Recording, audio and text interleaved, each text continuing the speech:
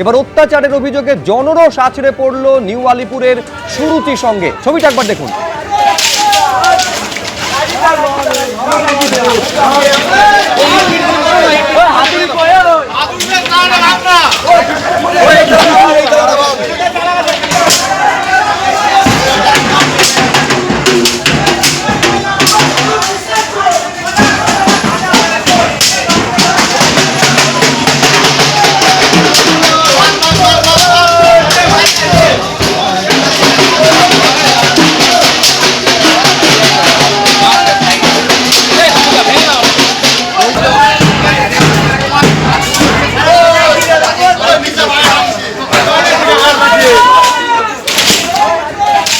সরাসরি কথা বলবো, পার্থপ্রতিম ঘোষ আমাদের প্রতিনিধি রয়েছেন। একেবারে এই যে বাঁশের কাঠামো থেকে শুরু করে ফ্লেক্স যাবতীয় খুলে ফেলা হচ্ছে এই নিউ আলিপুরের সুরুচি সংঘ। পার্থ, ছবিতে দেখা যাচ্ছে কিভাবে জনরোষ আছড়ে পড়ছে, সাধারণ মানুষ আছড়ে পড়ছেন এই সুরুচি সংঘের উপরে।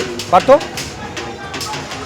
এলাকা থেকে বেরিয়ে এসেছেন, তাদের যেটা অভিযোগ করছেন যে অরূপ বিশ্বাস এবং স্বরূপ বিশ্বাসের ছাদের এই সুরুচি সংঘ, যেখানে তারা পুজো করতো এবং সেখানে সম্পূর্ণভাবে সারা বছর ধরে কিন্তু ঘিরে রাখতো তারা, এবং এখানে তাদের অভিযোগ যে অনৈতিক কাজকর্ম হতো বলে তারা অভিযোগ করছেন। এমনকি যে অভিযোগে স্বরূপ বিশ্বাস গ্রেপ্তার হয়েছে সেই অভিযোগকারিনী অভিযোগ করেছেন যে নিউ আলিপুর সুরুচি সংঘে তাকে ডাকা হয় এবং ডাকার পরে তাকে কিন্তু কুপ্রস্তাব দেওয়া হয়েছিল, এবং এর পরবর্তীকালে জনরোষ একেবারে সুরুচি সংঘে যে জায়গায় পুজোর আয়োজন করা হয়েছিল যেখানে ঘিরে রাখা থাকতো সেই জায়গায় সাধারণ মানুষ তারা কিন্তু ভেতরে প্রবেশ করেছে। প্রবেশ করে একেবারে দেখতে পাচ্ছ যে ছোট ছোট একাধিক ঘর রয়েছে, সেখানে কিন্তু ঘর রয়েছে, সেখানে দেখা যাচ্ছে যে সেখানে হচ্ছে স্টোর রুম করা রয়েছে।